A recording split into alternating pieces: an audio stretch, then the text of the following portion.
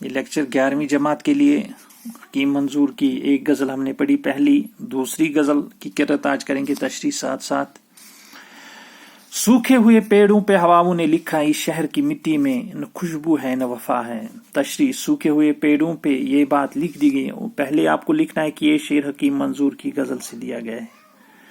سوکھے ہوئے پیڑوں پہ یہ بات لکھ دی ہے کہ اس شہر کی مٹی میں نہ خوشبو باقی ہے نہ وفا.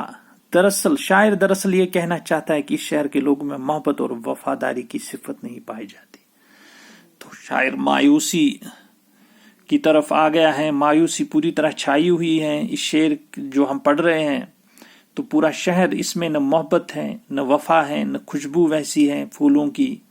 تو پیڑ بھی سوکھے ہوئے ہیں. ہواؤں نے ان پہ لکھ دیا ہے کہ یہ شہر اب محبت سے خالی اور وفاداری سے خالی ہے. جل تھل ابھی کوثار ہوں پامال شجر زار. بادل کا یہ کرتب ہے وہ سورج کی ادا ہے. جل تھل پانی میں غرق. بادل اور سورج کی ادائیں یہ ہیں کہ وہ یکایک پہاڑوں کو جل تھل کر دیتے ہیں اور لہلاتی کھیتوں کو غرقاب کر دیتے ہیں. تو یہاں پہ لفظ مختلف ہیں. تو یہ شاعر کا کمال ہے کہ مختلف الفاظ لانا لیکن معنی بھی سیم ہوں، مطلب ایک ہی جیسے، لیکن اس سے معنویت بڑھتی اور شعر کی جو وقت ہے وہ بڑھتی ہے. شاعر کا یہی کمال ہے ایک آرٹسٹ کا. بادل اور سورج کی ادا یہ ہے کہ وہ یکایک پہاڑوں کو جل تھل کر دیتے ہیں، غرقاب کرتے ہیں، اور لہلاتی کھیتوں کو غرقاب کرتے ہیں. یہ بھی وہی ہے، سیراب کرتی ہیں کھیتوں کو. یہ بات الگ اس کا نہ وہ رنگ نہ وہ روپ، معنی کے تعلق سے وفا اب بھی وفا ہے. اگرچہ وفاداری کی ظاہری شکل بدل چکی ہے لیکن وفا کی حقیقت میں کوئی تبدیلی نہیں ہوئی ہے. حالانکہ ہر طرف آپ کو بے وفا ملیں گے، وعدہ جو خلافی کرتے ہیں، لیکن پھر بھی وفا کی حقیقت جو ہے وہ تا قیامت رہے گی. اس میں کوئی تبدیلی. محبت کا لفظ جو ہے وہ ہمیشہ قائم رہے گا چاہے دنیا میں نفرت ہی نفرت پھیلے. خوشبو ہے اگر خوشبو تو آوارہ صحرا. نغمہ ہے اگر نغمہ تو پابند صدا ہے. تشریح خوشبو کی خاصیت یہ ہوتی ہے کہ وہ صحرا میں اڑتی پھرتی رہتی ہے، اس کو کوئی چیز پابند نہیں کر سکتی. نغمے کی خاصیت ہے کہ وہ آواز کا پابند ہے. تو خوشبو کی خاصیت وہ صحرا میں اڑتی پھرتی، اس کو کوئی چیز پابند نہیں کر سکتی. نغمے کی خاصیت کہ وہ آواز کا پابند ہے. قدمے نہیں محدود صنوبر تو سفیدہ. بے خوف اگر دھوپ نہیں ہے تو سزا ہے. اگر صنوبر کے درخت کی لمبائی حد میں نہ رہے تو وہ بھی سفیدہ ہی کہلائے گا. دھوپ جو اگر تھوڑی سی ہو تو اچھی لگتی ہے، لیکن اگر وہ بھی حد سے گزر جاتی ہے تو وہ سزا بن جاتی ہے. تو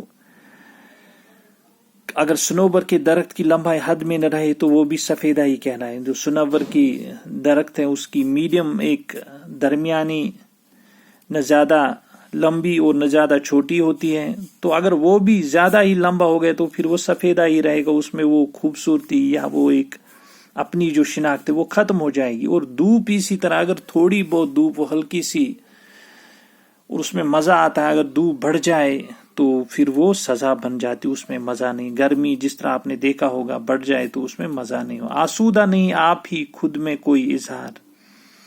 خاموش ہر ایک لب ہے مگر حشر بپا ہے. کوئی اظہار اپنے آپ میں آسودہ نہیں ہوتا، اگرچہ ہر ایک کے ہونٹوں پر خاموشی ہے، لیکن یہ خاموشی قیامت کا اظہار کر رہی ہے.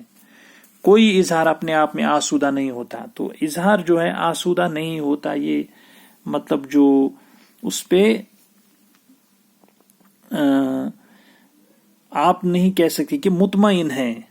اگرچہ ہر ایک کے ہونٹوں میں خاموشی ہے. آپ کہہ رہے ہیں کہ خاموشی، ہر جگہ خاموشی، سناٹا چھا. آپ کو لگ رہا ہے لوگ مطمئن ہیں یا سب مطمئن ہیں، لیکن ایسا نہیں. یہ خاموشی قیامت کا اظہار کر رہی. شاید یہ خاموشی قیامت کا پیش خیمہ ثابت ہو آنے والے دنوں میں یا آنے والے وقت میں. تو یہ کمپلیٹ یہاں پہ حکیم منظور کی غزلیں. اس کے بعد ہم اس لیسن سے متعلق کچھ سوالات بھی کریں گے. یہاں پہ الفاظ معنی جو ہم پڑھیں گے تھوڑا تاکہ آپ ذہن نشین کریں یہ چیزیں. ندا آواز، عافیت لفظ پہلے اور اس کے بعد معنی. ندا آواز، عافیت سلامتی امن.